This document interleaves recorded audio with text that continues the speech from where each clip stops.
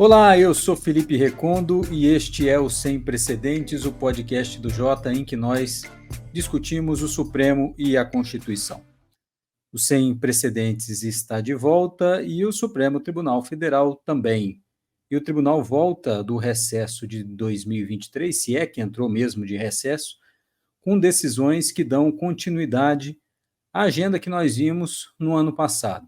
As investigações sobre os atos do 8 de janeiro avançam e agora vão avançar muito mais rapidamente neste ano e ampliam também as frentes de apuração. Agora, os indícios de que uma estrutura de inteligência paralela foi montada no governo Bolsonaro vai ser investigada pela PGR no Supremo Tribunal Federal e pode chegar muito mais rapidamente à família Bolsonaro. Carlos Bolsonaro já foi alvo de um dos mandados assinados pelo ministro Alexandre de Moraes. O tribunal vai ainda, nesses próximos dias, condenar mais 12 réus acusados de envolvimento nos ataques ao Congresso, ao Supremo e ao Palácio do Planalto.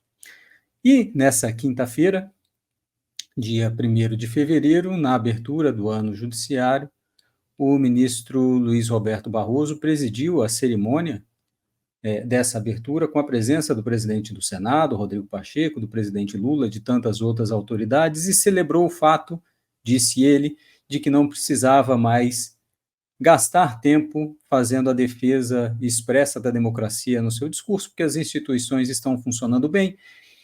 E tem um vídeo que a gente colocou nas nossas redes sociais mostrando essa simbiose entre Supremo e Executivo e o clima na retirada das grades de frente ao Supremo Tribunal Federal mostra muito bem essa simbiose.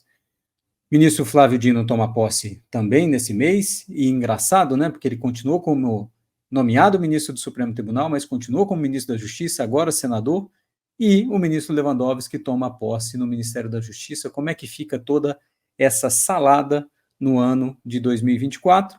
E enquanto o ministro Barroso fazia a celebração da abertura do ano judiciário com todo esse discurso, parecia que todos estavam ignorando as decisões também do ministro Toffoli, fazendo um revisionismo da Operação Lava Jato, livrando agora a Odebrecht de pagar as multas pelo acordo de leniência que firmou com o Ministério Público, com o CGU e com o governo durante as investigações da Lava Jato. Bom, para falar de tudo isso, está aqui o time completo do Sem Precedentes: Juliana Cesário Alvim, Diego Werneck e Tomás Pereira.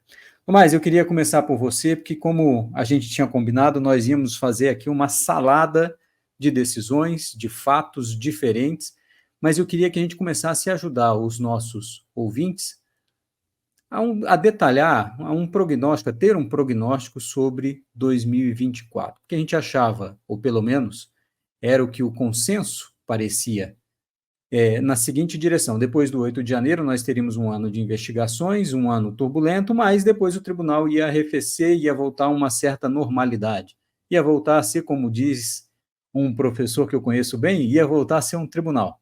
Mas, pelo que a gente está vendo, essa escalada continua. E aí, o que esperar para 2024, Tomás? Olá, Recondo, Juliana, Diego, bom estar de volta. E a gente volta, como você disse, com uma mistura de várias coisas, muitas coisas nessa salada que você chamou, e ao mesmo tempo sem ainda muito do que falar do que o que não voltou ainda. O plenário acabou de voltar, né? Não temos ainda um plenário atuante, né, várias decisões, que acaba sendo que no decorrer do ano alimenta muito da pauta, né? Para além das decisões administrativas da presidência, para além das questões individuais, as decisões colegiadas mesmo, a relação entre os ministros no Supremo e no colegiado quando aparece no plenário do Supremo. E eu acho que, para a gente falar desse ano, seria interessante pensar na relação entre essas saladas, essas frutas todas que compõem essa salada que você indicou, e como o que se indica sobre o tribunal, como você falou, né, no seu funcionamento. Lembrando, inclusive, né, do seu livro, né, O Tribunal, depois de os 11, e a sua análise que a gente já discutiu aqui, né, o tribunal que se uniu durante uma crise e a sua previsão, inclusive, de que isso não ia durar muito, né, que isso era contingencial, tinha a ver com a conjuntura, conjuntural, e as fontes de atrito permaneceriam e reapareceriam e estariam de volta com a mudança da conjuntura. Eu acho que é interessante a gente pensar nesse ano em que a gente tem uma mistura das duas coisas, né? Você falou, pensando nas coisas que você falou, né? Você falou da abertura do ano, né? O ministro Barroso na presidência, tirando as grades, querendo indicar, basicamente, o fim, né, talvez, dessa crise em relação a ataques à democracia. Ele até falou expressamente isso, foi uma situação que apareceu muito na imprensa, né? Ele falando que com o atual governo ele não precisa perder tempo, ou gastar tempo falando de defender a democracia, né? Então parece que não precisa fazer isso num contexto em que é exatamente isso que está acontecendo, né? Porque se a gente leva a sério que as investigações do 8 de janeiro continuam, e que essa chegada agora, né, nesse núcleo político, digamos assim, com, né, o Ramagen Nabin chegando no Carlos Bolsonaro, e como isso pode chegar, isso mostra que, na verdade, isso está mais forte do que nunca, né? Tirar a grade é o de menos.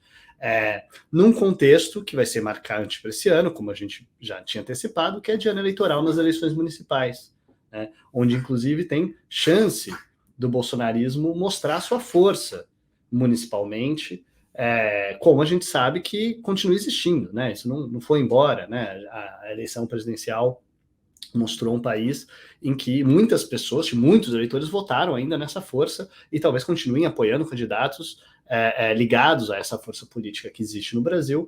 E essa é a previsão geral, Tomás, e essa é a previsão geral de que nas prefeituras a direita ainda vai fazer muito eleito, candidato eleito, e a esquerda pode ter problemas. Então, a previsão é exatamente nessa direção mesmo.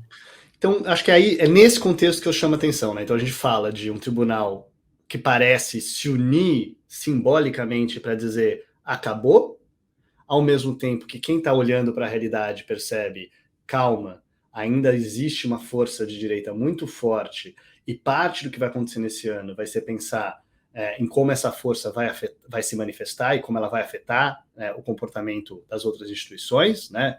As eleições municipais, sua relação com o eventual comportamento do Congresso, da Câmara dos Deputados, do Senado. A gente sabe muito bem como existe essa porta giratória entre deputados federais e prefeitos que são prefeitos, que deixam de ser prefeitos, que viram deputados, né? Então existe uma relação muito forte entre o legislativo, especialmente na Câmara, me parece, e eleições municipais, que são também os recantos de votos de muitos dos deputados que depois vão ser eleitos com apoio desses prefeitos. Então a gente sabe como isso se alimenta na política, e eu acho que nesse contexto em que estão tirando a grade de um lado e ao mesmo tempo está todo mundo de olho na necessidade e na importância, talvez, de não se considerar, né, como se tivesse acabado, né, como se tudo tivesse ficado para trás.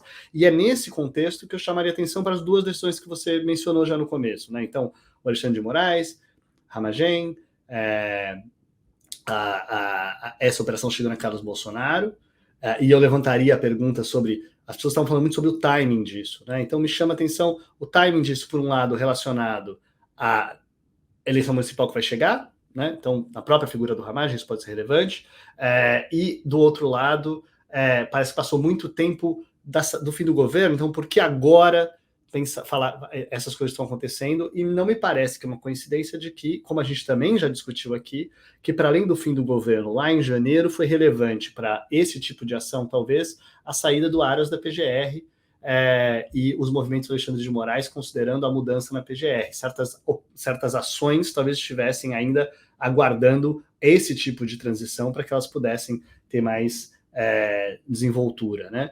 E, por fim, no mesmo contexto em que nós temos, como você falou, Toffoli dando decisões sobre o Odebrecht, que é algo que também parece indicar um passado que ficou para trás, o passado da Lava Jato, mas que não é verdade. Está presente aqui, continua sendo presente, continua gerando notícia, continua sendo, às vezes, munição e combustível para alimentar, inclusive, essa base eleitoral bolsonarista e antipetista e antilulista. Então isso tem uma relação com o que a gente estava falando até agora, e também, e aí o ponto central, como que isso vai se refletir no plenário do Supremo, né? Esse tribunal unido, tirando grade, vai ser o mesmo tribunal unido quando decisões em relação a operações de Carlos Bolsonaro ou em relação ao Odebrecht forem parar nas turmas ou eventualmente no plenário do Supremo Tribunal Federal. E por isso que eu já tinha adiantado que um pouco eu ia tentar juntar alguma dessas coisas com previsões para o ano, mas eu ia terminar com uma pergunta, e eu acho que essa é a pergunta que eu faço para você, que escreveu um livro sobre isso.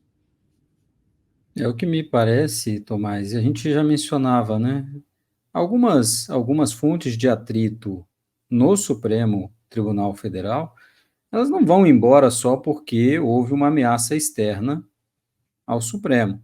Elas são do funcionamento, do próprio funcionamento ou das divergências também técnicas ou ideológicas dentro do tribunal. E elas vão aparecer.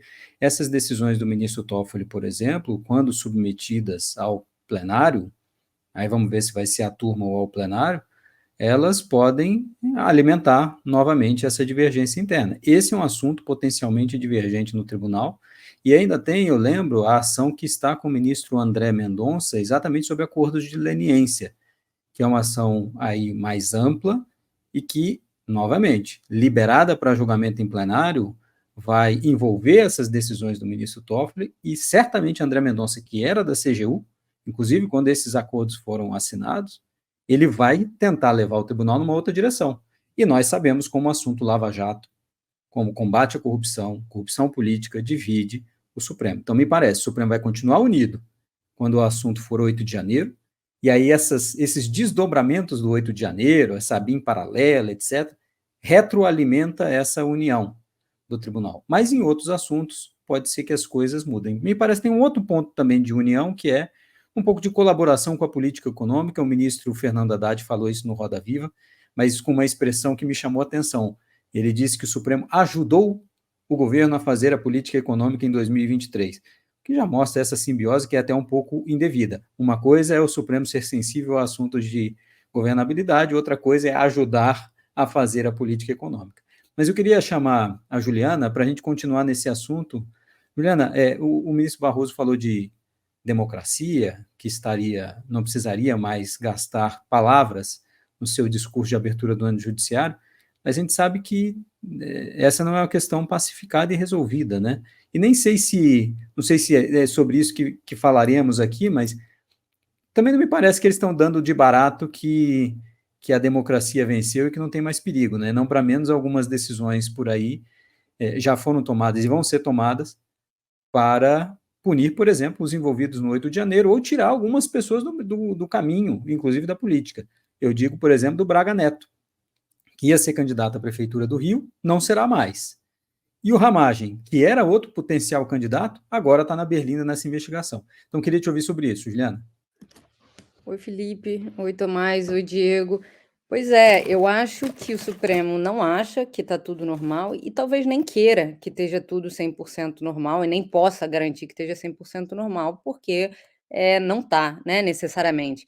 E, inclusive, em razão da própria atuação do Supremo, que ainda está se debruçando nisso e vai se debruçar. O que eu acho que é interessante ver é como que o Supremo vai jogar com esse elemento disruptivo, né? Em que momentos que isso vai vir à tona, não só para unir o tribunal, eu acho que essa é uma dimensão, sim, com certeza, mas eu acho que para legitimar o tribunal. Então, essa carta ela vai continuar na manga, né? Seja, olha, um grande esquema de espionagem utilizando o aparato do Estado, etc.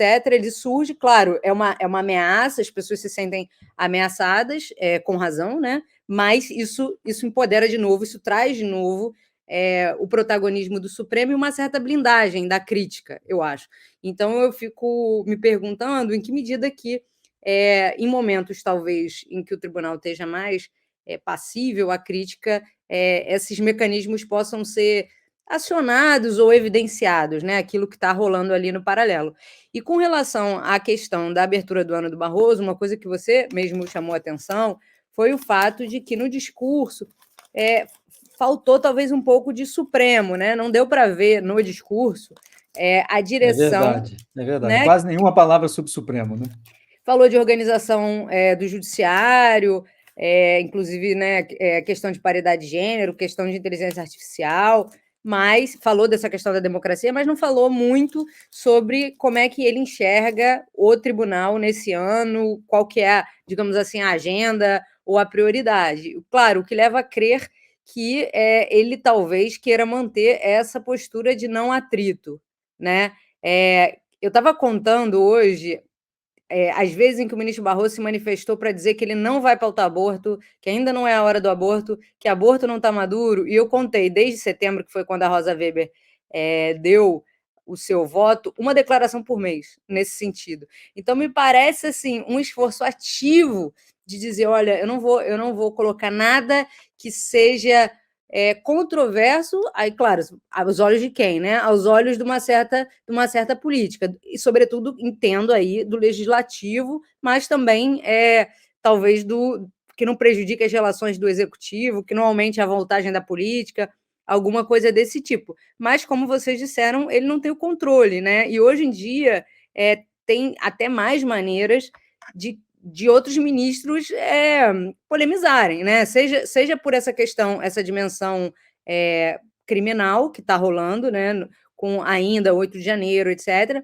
Lava Jato, que vocês mencionaram, que vem aí à tona de vez em quando, e nessas decisões do Toffoli isso fica evidente, mas o próprio plenário virtual. Quer dizer, ele vai ter que fazer, eu acho, que um trabalho de convencimento ou de união ali para vamos manter todos esse passo aqui, esse tom, esse andamento que eu estou empregando. Mas isso não significa que todos vão estar alinhados a isso, ou pelo menos não todos durante todo o tempo. Então, o plenário virtual está aí também como uma possibilidade de agitar, ou de criar conflito, ou de trazer essas questões mais polêmicas aí para frente, né?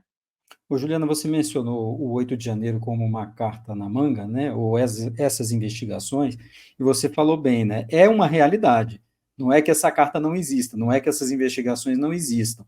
Mas me parece que o que nós vamos ver ao longo, já vimos no ano passado, e eu acho que era difícil ainda de separar as coisas, mas o que nós vamos ver, parece mais neste ano, é uma mistura desse fato 8 de janeiro com outras agendas, né? E essa mistura eu acho que vai atrapalhar muito na crítica ao Supremo Tribunal Federal ainda em 2024. Eu acho que esse esforço a gente tem que fazer, a gente sempre fez, mas vai ter que fazer com mais afinco, para separar o que é 8 de janeiro, o que é uma investigação devida, o que são os problemas da investigação também, já falamos disso aqui, e o que são os problemas do tribunal. Porque nesse discurso de abertura parece que o tribunal não tem nenhum problema, que não houve nenhuma decisão polêmica nos últimos dias, e o ministro Barroso falou de tantas outras coisas, inclusive sobre garrafinha plástica e descarbonização do Supremo, mas sobre o Supremo ficou faltando.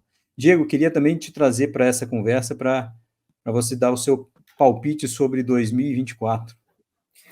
Bom, Felipe, vou pensar aqui em 2024 como um ano em que o Supremo volta a enfrentar um desafio dos últimos anos, né? Voltar para a normalidade, para usar, né, a expressão que você mencionou na abertura, de certa forma, o Supremo voltar a se posicionar como tribunal, né? O tribunal ficou muito exposto politicamente nos últimos anos, a percepção pública em torno do tribunal se transformou de maneiras difíceis de imaginar que a gente vai voltar a ter no Brasil, no futuro visível, uma situação na qual as pessoas não acham que o Supremo é indissociável da política para o bem ou para o mal, mas acho que seria positivo para o tribunal que tentasse ser visto como um ator que é fundamental para a política, mas de uma perspectiva específica, né? Que são juízes que tomam decisões de alto impacto político, são juízes que decidem questões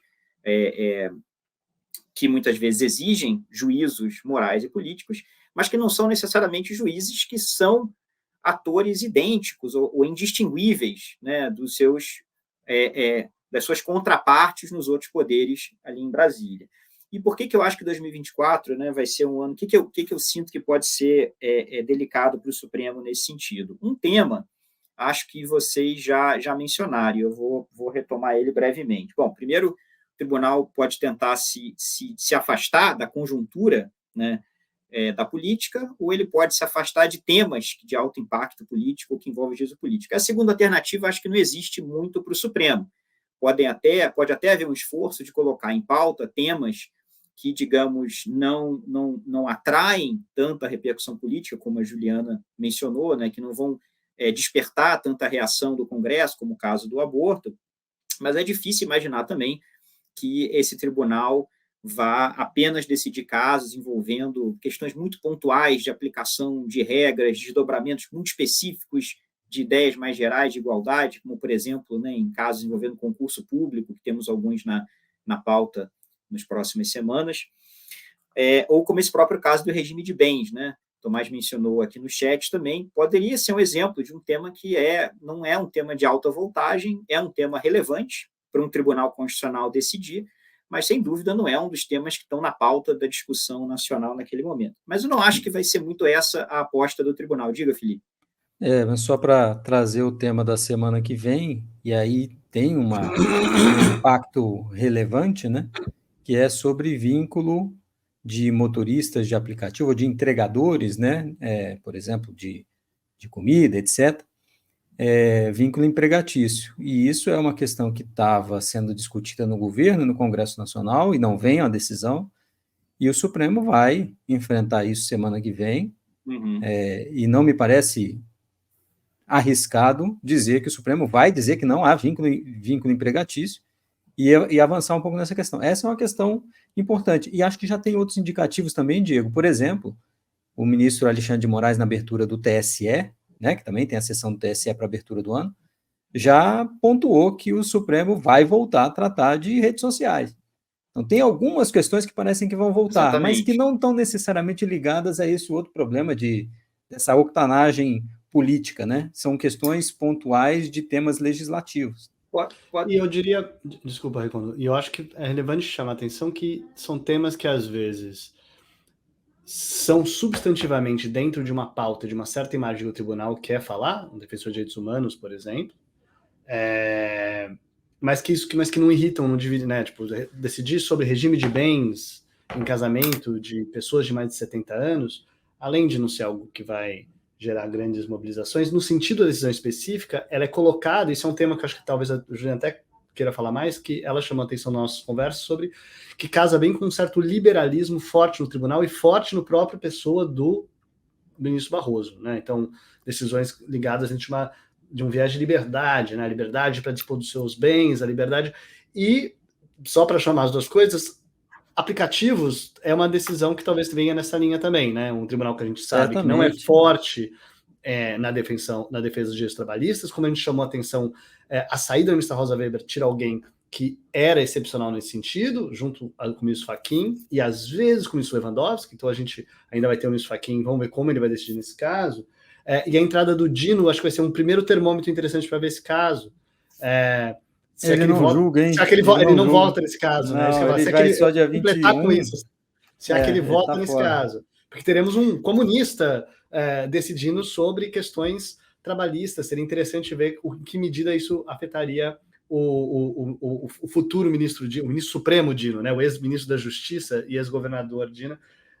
E só para chamar isso, então, essa questão da liberdade no Supremo e esse liberalismo no Supremo, eu acho que também é uma coisa forte e talvez a gente veja muito isso numa gestão do ministro Barroso. Não, eu acho que esse liberalismo de fundo, Tomás, ele poderia se manifestar em decisões num formato mais tradicional, dizendo isso é constitucional, isso é inconstitucional. Mas o que a gente também conhece desse tribunal de hoje é que a forma pela qual as visões dos ministros se expressam vai além disso, né? Esses debates que, por exemplo, envolvendo regulamentação de responsabilidade de plataformas e essa decisão dos aplicativos, que o Felipe mencionou também, que está na pauta já, elas são decisões que a gente sabe que o tribunal muito provavelmente vai avançar em áreas que são um pouco indistinguíveis das escolhas de política que, né, o legislativo faria se tivesse decidindo sobre esse tema. O caso de redes sociais e regulamentação de responsabilidade de plataformas, sabemos que isso já foi sinalizado até pelos ministros no passado. Então, eu não consigo ver muito como, pelos temas, o tribunal, embora haja escolhas nesse sentido, como, por exemplo, o caso de aborto que a Juliana mencionou, acho que o tribunal não vai conseguir estar muito distante, né, das grandes questões em discussão, algumas grandes questões em discussão na pauta pública nacional. Agora, tem uma outra maneira de você se distanciar da política, que é com relação à conjuntura, né? Pessoas, né? Problemas envolvendo o destino de disputas entre pessoas, partidos específicos, né? A relação entre governo e oposição. Isso eu acho que o tribunal se amarrou na conjuntura, né? Assim, acho muito difícil não ver isso aparecendo na pauta do tribunal de duas maneiras. Primeiro, acho que o que vocês já mencionaram, esses casos envolvendo o 8 de janeiro, e essa pauta que precisa permanecer em aberto, as investigações e os procedimentos estão em aberto, é muita gente para ser investigada, o Supremo puxou para si essa responsabilidade, vai ficar com isso ainda por muitos meses. Agora, embora seja uma função tradicional, né, julgamento penal, o problema é que isso acaba tocando na conjuntura, né? Conforme essas investigações vão lidando com pessoas mais relevantes na política nacional, é de se esperar que isso vá provocar pontos de tensão possível entre o tribunal e o Congresso, especialmente com eleições municipais acontecendo esse ano. Essas coisas podem ser rapidamente, né, arrastadas para disputas políticas da conjuntura. Então, por exemplo, né, essas operações, né, na casa da família Bolsonaro, por exemplo, acho que apontam um pouco nesse sentido. Isso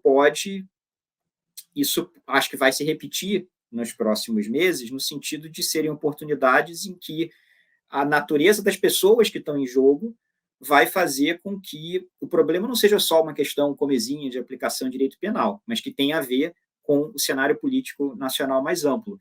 Né? A família Bolsonaro tem aliados no Congresso, essas questões podem provocar disputas políticas mais amplas do que você imaginaria só olhando o tipo de tema que está em discussão.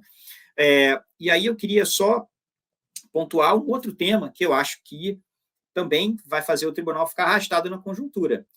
Temos, de um lado, né, o ministro da Justiça que vai se tornar ministro do Supremo, e um ex-ministro do Supremo que se torna ministro da Justiça. Né?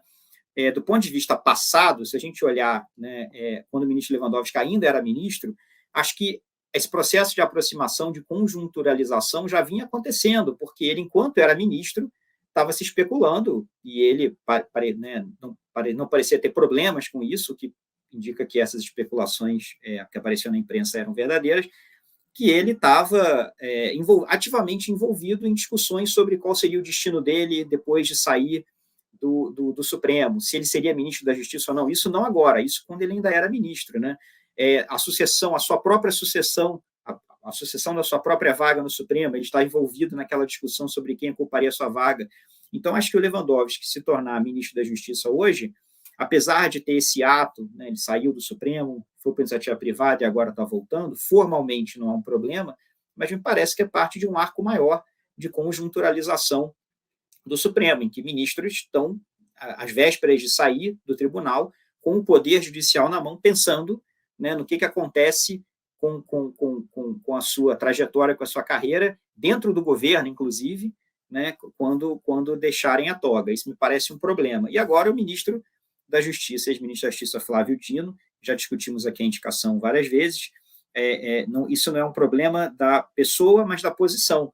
Né? O ministro da Justiça, que está na situação de juiz em suspenso, juiz em espera, me parece muito problemático também. Né? Isso pode acontecer por pouco tempo, mas me parece muito estranho. Não, eu estava falando, hein, Diego, desculpe te interromper, mas é para concordar enfaticamente, ele estava dando opiniões sobre as investigações agora, sobre Ramagem e Carlos Bolsonaro. Muito estranho. E é fácil evitar, né? Assim, exatamente, é fácil evitar. Porque o que justificaria alguém que já foi confirmado como ministro no judiciário continuar atuando como ministro da Justiça? Me parece que essa era uma regra muito, muito boba, muito básica, importante, mas fácil de respeitar, e que isso deveria ser uma boa prática, que eu acho que não deveria nem precisar ser levantada, mas acho que continua arrastando o tribunal para essa conjuntura. Só um comentário antes de passar a palavra para você, Tomás. Uma percepção que eu tenho, e é também informação de dentro do tribunal, é que a corte vai tentar a cada mês, pelo menos, colocar um tema bastante sensível e importante para ser julgado. Claro que a gente fala, né, todo processo no Supremo é importante, mas vocês entendem o que eu quero dizer, né, algum processo que seja relevante, inclusive do ponto de vista midiático, ou que atraia muita atenção da sociedade, porque aí o Supremo vai fazendo a sua agenda pública, a sua agenda de imagem, inclusive, em cima dessa pauta de julgamento. Então, algumas coisas divisivas podem ficar de fora, ou então irem para o plenário virtual. E o julgamento em plenário físico, uma certa escolha de que a cada mês, pelo menos, tenhamos algum tema relevante e que gere para o Supremo, dê para o Supremo uma agenda mais, eu não vou dizer nem positiva, né, porque às vezes o resultado de um julgamento não pode não ser necessariamente de cunho positivo para a imagem do Supremo, mas que leve para o Supremo uma agenda que seja um pouco diferente dessas outras. Tomás, Você queria falar sobre Lewandowski, ministro da Justiça, né? Não, eu ia falar, enfim, sobre o tema do Dino. Eu acho que você falou que era muito simples, é só deixar claro que simples seria ele simplesmente ter saído do Ministério da Justiça, ficaria provavelmente o secretário executivo como ministro interino por algum tempo, se não fosse nomear o ministro Lewandowski naquele momento, e ele tomaria posse depois ou tomaria posse imediatamente durante o recesso mesmo. Então, assim, é fácil resolver no sentido de que normalmente é assim que se fazem essas coisas e elas não geram problema nenhum em termos de funcionamento do Ministério da Justiça, de ficar sem ministro ou nada do tipo. Mas sobre o ministro Lewandowski, eu ia falar que eu errei nas minhas previsões, que era, a gente estava falando, o Diego mencionou como já existiam especulações sobre a sua nomeação, e eu devo confessar que eu não acreditava. Não que ele não fosse um nome cogitado e discutido, isso poderia acontecer, mas na sua efetiva nomeação final, pensando, inclusive, que eu acho que tem a ver com o que você estava chamando a atenção, Recondo, no perfil de ex-ministro da Justiça do presidente Lula, do ex-presidente Lula em mandatos anteriores, né? E me chama a atenção que os ministros da Justiça do Lula, né, no passado, a gente teve Tarso Genro e Dino. Teve o Márcio Tomás Bastos antes. Eu não acho que Márcio Tomás Bastos e Lewandowski seja o mesmo perfil, não dá tempo de entrar nesse detalhe aqui agora, então não acho que é essa a questão. Tem o Márcio Tomás Bastos, que é uma questão muito específica do primeiro governo Lula, mas depois o que nós vimos foi que os ministros de Justiça do governo Lula eram pessoas que tinham um perfil, que eu chamaria atenção, de experiência com governo, com segurança pública, com lidar com políticas, com lidar com os governadores, pessoas que tinham sido políticos experientes. Com lidar com polícia também. Políticos experientes que tinham sido governadores e que tinham sido senadores, então um certo perfil específico de alguém dentro da máquina pública em termos da sua formação. Quando eu olhava para o ministro Lewandowski como potencial ministro, eu falava, não é o perfil que me parece que o Lula tem escolhido, né? Parece que ele acredita que é importante alguém com esse perfil. Eu errei, no sentido de que o passado não foi uma demonstração de que ele faria isso de novo, mas eu acho que chama a atenção de, eu posso ter errado na minha previsão, mas eu acho que eu não estou errado na mudança de um perfil, e me chama a atenção, e eu acho que isso não é algo para a gente prestar atenção, porque haveria a opção de pessoas com esse perfil que eu estou falando, uma outra pessoa que tivesse o perfil de um ex-governador, de um ex-senador, com esse tipo de experiência com segurança pública. Houve até discussões se ia ser desmembrado de novo segurança pública e Ministério da Justiça, isso não foi feito, então o Ministério da Justiça continua sendo o Ministério da Justiça cuidando de pauta de segurança pública, isso é relevante, mas eu chamaria atenção para essa mudança, o que isso indica, tanto de o que eventualmente o governo Lula espera do Ministério da Justiça nesse momento, talvez seja algo diferente nesse momento do que foi no passado, e também o que esse perfil do ministro Lewandowski nos indica sobre sua possibilidade como atuação, o que será o ministro da Justiça nos próximos anos, enquanto ele for ministro da Justiça, por quanto tempo ele for ministro da Justiça, em comparação com ministérios anteriores de que nós estamos falando. Para encerrar aqui, é uma aposta de que esse assunto, o Ministério da Justiça, vai dar muito tema para a gente.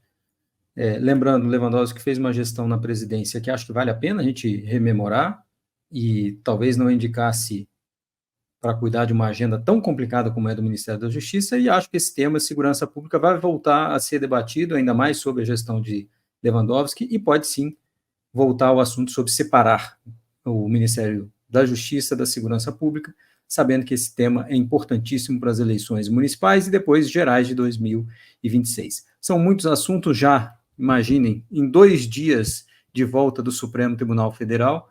A gente tem um ano pela frente com muitos assuntos e estamos aqui de volta para discutir isso até o final do ano. Obrigado, Diego. Obrigado, Juliana Tomás. Nós voltamos semana que vem e se preparem que a gente vai ter muito assunto para esse 2024. Até lá. Obrigado. Até lá. Até a próxima.